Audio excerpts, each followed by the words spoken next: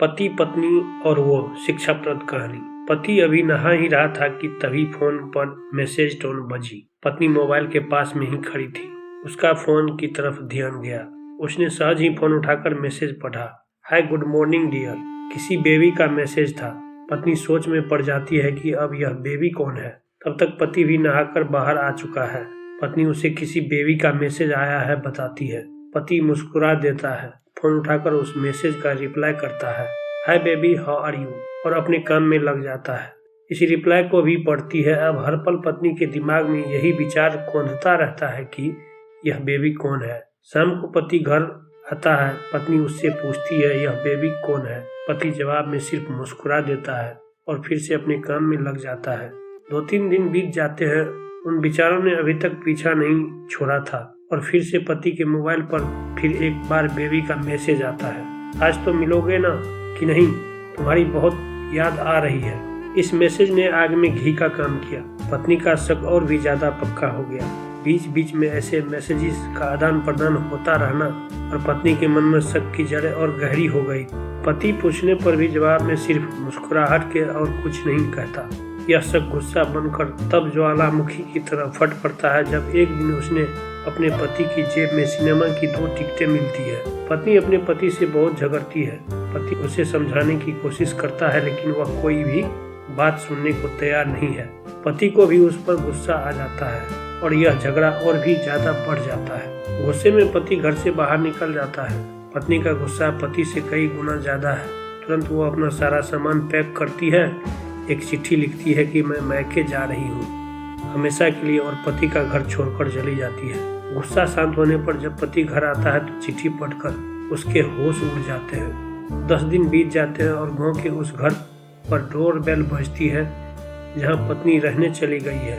पत्नी दरवाजा खोलती है। दरवाजे पर 10 साल की एक छोटी बच्ची हाथों में चिट्ठी लिए खड़ी है। वह पत्नी को वह चिट्ठी देती है। बच्ची से वह चिट्ठी लेकर पत्नी चिट्ठी खोलकर पढ़ती है, डियर वाइफ, जिस बेबी की वजह से हम दोनों ने इतने झगड़े हुए और तुम्हारा हमारा घर छोड़कर यहाँ चली आई, यह बच्ची जो अभी तुम्हारे सामने खड़ी है वह वही बेबी है। अनाथ आश्रम की एक प्यारी बच्ची।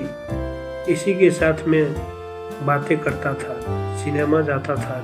पहली बार जब तुमने बेबी के बारे में पूछा तो मैंने जानबूझकर तुम्हें नहीं बताया था। सोचा था थोड़ा मजाक करता हूँ, देखता हूँ तुम कैसे रिएक्ट करती हो। मैंने यह कभी नहीं सोचा था कि तुम्हारा शक इतना बढ़ जाएगा कि तुम घर ही छोड़ दोगी। हाँ, सबसे जरूरी बात यह तो बेबी है वह किसी और की नहीं बल्कि तुम्हारी ही बेटी है। रुको, अपने आप को संभालो और आगे की बात ध्यान से पढ़ो। हमारे शादी के 2 साल पहले की यह बात है। तुम अपने कॉलेज के लास्ट ईयर में थी। तुम्हारे प्रोफेशन में नोट्स लेने के बहाने तुम्हें बुलाया था और तुम्हें चाय में नशीली दवा खिलाकर न करने वाला काम किया था। इसमें तुम्हारी कोई गलती नहीं थी, लेकिन कुदरत ने अपना काम किया और तुम्हारे पेट में इस बेबी को डाल दिया।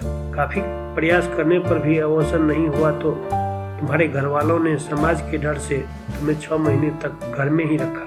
तुम्हारे पिताजी खुद एक डॉक्टर है, इसलिए यह बिन मांगा बच्चा बड़ी आसानी से बिना किसी को कानो कान खबर हुए इस दुनिया में आया।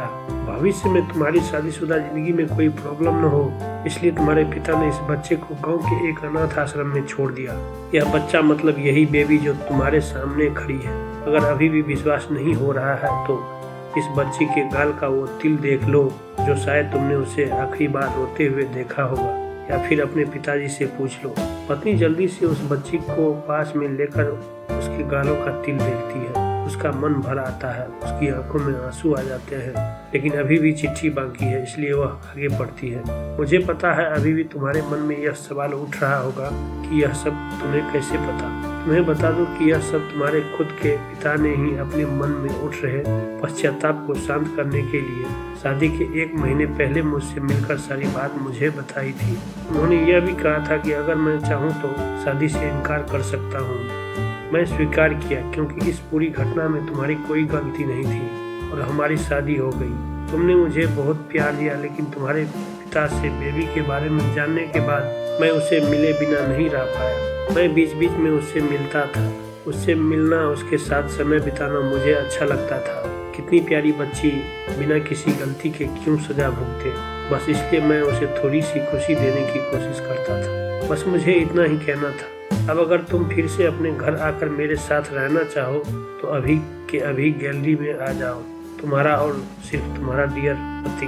बिना एक क्षण की देरी किए बिना पत्नी दौड़कर गैलरी में पहुंची और रास्ते पर उसका पति खड़ा था। उसके चेहरे पर मुस्कुराहट थी, पत्नी की आंखों में आंसू। कारण कुछ भी हो, अपने दोनों के बीच में कभी भी किसी को थोड़ी सी भी जगह मत दो, क्योंकि दुनिया में हर बीमारी का इलाज है, लेकिन शक नाम की बीमारी का कोई इलाज नहीं है।